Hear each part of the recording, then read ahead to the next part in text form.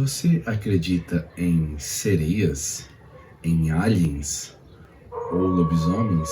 Nos anos 2000, o Discovery Channel parecia determinado a fazer com que você acreditasse no sobrenatural.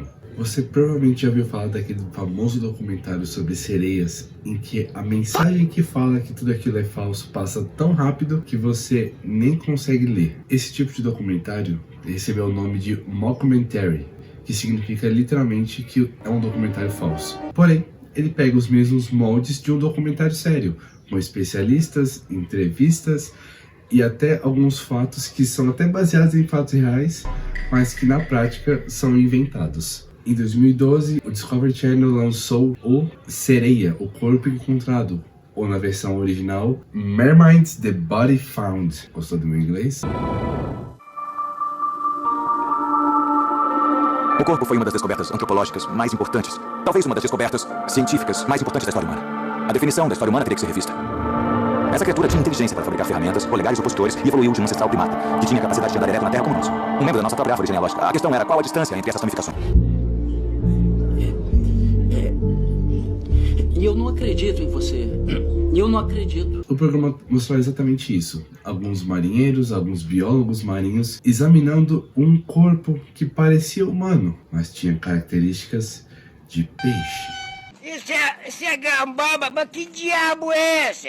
Isso é gambá, mangangaia. Era tudo mentira. Porém, muitas pessoas naquela época não chegaram a ver o aviso de que aquilo era mentira e acreditaram piamente que de fato aquelas criaturas existiram. Mas um pouco antes eu caí numa fake news um pouco diferente, porque eu vi um outro documentary e esse documentário fez a minha infância um pouco traumatizante. Esse documentário das sereias foi o que furou a bolha e que fez mais pessoas terem acesso a esse tipo de programa que existia na época. Porém, uns anos antes, eu caí num golpe parecido feito por um outro documentário, uma criatura gigante que era capaz de levantar crianças no ar, o Birdzilla.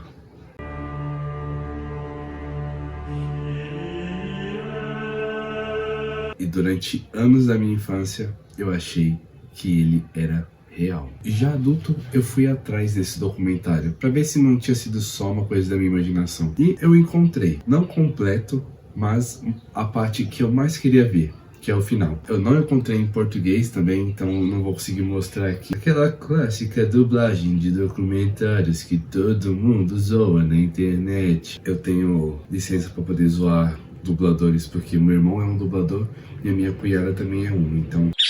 Na minha pesquisa, eu descobri que na verdade não era um documentário isolado. Se trata do episódio de uma série chamada Monster Quest, em que cada episódio tem esse mesmo formato. Uma criatura fantástica, e especialistas são chamados, relatos são ouvidos, testemunhas, alguns vídeos borrados, e todos com a mesma conclusão, que é: não podemos dizer que sim e nem podemos dizer que não.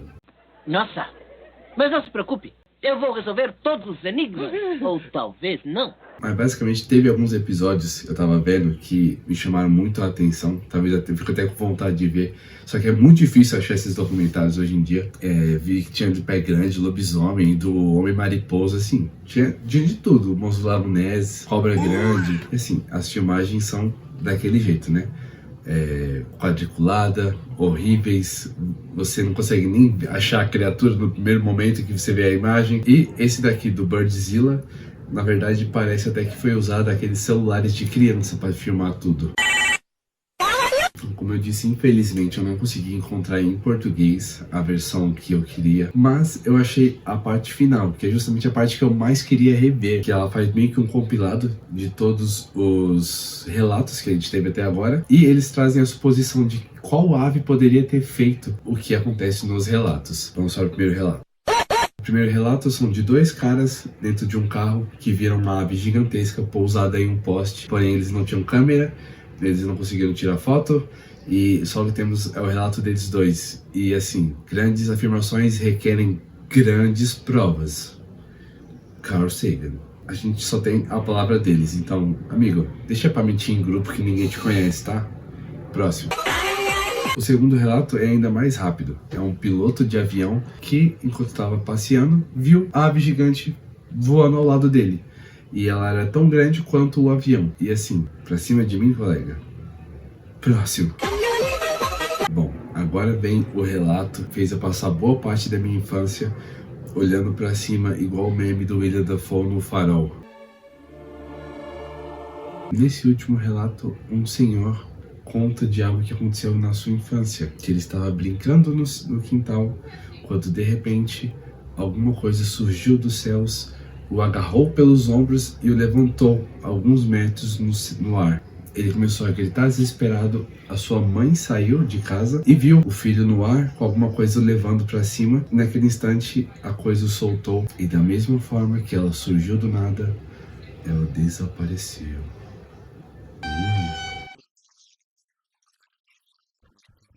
Um dia eu estava brincando de esconde-esconde no meio das árvores. Marlon Rowan tem 10 anos e aproximadamente 30 quilos.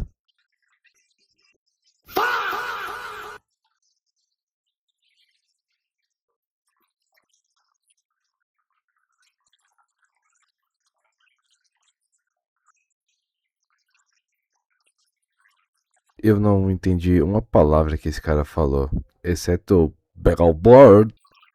I hate gravity! Shit! Damn! Ah! Oh, fuck!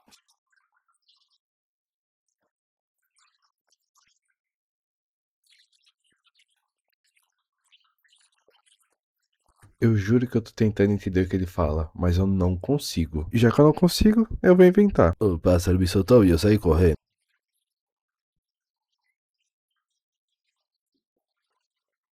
Marlon e os outros viram o pássaro com gráfico de PlayStation 2.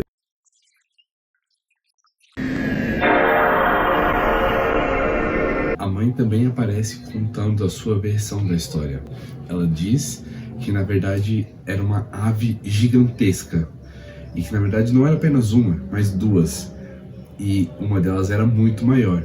E foi essa segunda que levantou o seu filho no ar. E aqui entra o que eu falei que esses documentários faziam muito, de pegar relatos reais e fantasiar em cima deles. Eu dei uma pesquisada e realmente encontrei uma notícia parecida com essa que eles usam no documentário, e que lá em Illinois uma senhora ligou para a polícia e avisou esse ocorrido, que uma ave que mais ou menos cada asa tinha 1,20 m, ergueu o seu sobrinho no ar, alguns metros, e estava levando ele mesmo. E essa notícia aconteceu. Agora, se de fato essa senhora viu o que ela viu, aí eu não posso afirmar. Mas essa notícia aconteceu, essa mulher ligou para a polícia nesse dia e relatou esse ocorrido. De volta ao programa, eles chamam um zoólogo para tentar descobrir que ave seria essa que ergueu aquele garoto no ar. Pela descrição da aparência, ele sugere que poderia ser um abutre. Porém, abutres não têm esse costume de caça, de pegar a presa e levar embora. Eles não têm nem as garras para fazer essa pegada. Então, o zoólogo propõe uma outra hipótese, que seria uma águia africana. O que nos traz uma outra pergunta. Por que tem uma águia africana em Illinois? Nessa, eles trazem um outro especialista para nos explicar, climatologista. E ele inicia o seu relato perguntando se a gente sabe qual é a diferença entre o clima e o tempo. E ele responde que o clima é o que está rolando entre nós, e tempo é o que a gente está perdendo. Não, na verdade, a explicação dele é que uma tempestade de ventos forte o suficiente poderia sim guiar uma ave de um continente ao outro. Porém, eu tenho uma teoria melhor. Claramente, essa ave pegou carona no cara do segundo relato no avião. É o mais lógico aqui, pessoal. Vamos com calma. Seguindo a teoria boba desse documentário, que foi uma tempestade de ventos que trouxe a ave até aqui, nos traz a seguinte pergunta: mas humanos estariam no cardápio de uma ave gigantesca dessas? Então eles chamam um macacólogo. Sim, eu sei que esse não é o nome correto, mas eu achei que esse nome é mais engraçado do que primatologista. Sim, isso mesmo. Eles trazem um especialista de macacos. E ele diz que algumas águias na África, de fato, caçam pequenos macacos, filhotes, ou aqueles macaquinhos que a gente vê nos parques quando a gente vai, sagui.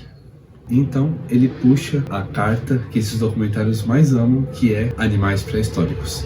Existiu uma ave gigante chamada Teratornis, e ele veio com a teoria de que sim, de fato essas Teratornis poderiam ter caçado os nossos antepassados na pré-história. E o que ele usa para comprovar esse argumento é: essas águias de hoje, quando caçam macacos, elas criam pequenas fissuras no crânio do macaco quando ele está comendo ele, próximo ao olho. E ele já achou um crânio de um macaco com fissuras parecidas com essas que ficam nos macacos. Logo, só pode ter sido um Teratornis que matou aquele homem das cavernas. O que é óbvio. Durante os milhares de anos que o ser humano existe e que o Homo sapiens existiu, o Neandertal e antes, somente uma ave gigante poderia fazer esse tipo de fissuras num crânio, não é? Mas agora falando um pouco sério, eu acho que é justamente esse o problema quando a gente vai atrás dessas histórias fantásticas, porque a gente quer tanto acreditar nessas criaturas, nesses seres, nessas histórias, que às vezes a gente aceita a resposta mais complexa do que algo mais simples, algo mais lógico. A gente procura evidências que confirmem justamente aquilo que a gente quer acreditar. E infelizmente isso é justamente o contrário do método científico. Quando os cientistas querem confirmar uma teoria, eles não buscam apenas as evidências que confirmem aquilo que eles querem. Na verdade, eles fazem o extremo oposto: tentar refutar aquela teoria de todas as formas possíveis. E quando não tem como refutar aquela existência, aquela evidência, então sim, aquilo se torna um fato científico. Porque nós nunca encontramos sereias? Porque elas se escondem? Não, provavelmente é porque elas não existem. Por que ninguém nunca encontrou esse Birdzilla? Porque é muito provável que ele também não exista. Um pássaro gigante rondando os céus. Acredite, se essa criatura existisse, haveria mais relatos do que de alguns velhos no interior. Então, se eu posso tirar alguma lição desse documentário que eu vi, não acredite em tudo só porque alguém diz com muita convicção. As pessoas às vezes exageram, as pessoas às vezes não sabem o que elas estão vendo, e às vezes as pessoas só querem que você acredite nelas. Eu sou uma pessoa um tanto cética, mas eu amo esse tipo de história. Eu amo ouvir sobre monstros, eu amo ler sobre monstros, eu amo ouvir histórias, relatos. Esse tipo de documentário me fascina. Mas eu acredito que não tem problema em você acreditar nisso. Não tem problema você acreditar em sereias, em aliens, pé grande, ou até numa ave gigante que sequestra crianças. O problema para mim começa quando você se fecha na possibilidade de que talvez seja só uma história. E é justamente isso que faz ser fantástico.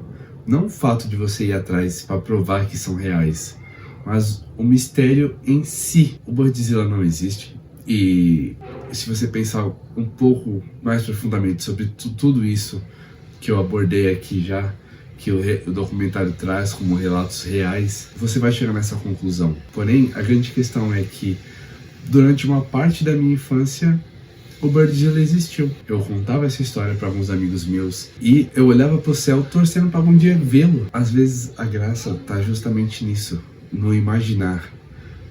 E se fosse possível? Talvez seja por isso que até hoje eu me lembro com tanto carinho desse documentário que fez o Matheus de 10 anos ter um certo medo de aves muito grandes. Existe algum documentário, uma criatura que te apavora até hoje?